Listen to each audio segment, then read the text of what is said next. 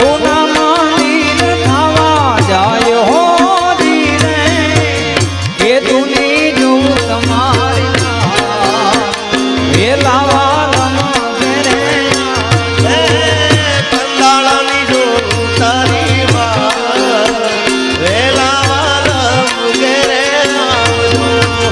નણજલના વીર વિનાયક આવા નલના વીર વિના એકલા હાલશે ને હાલશે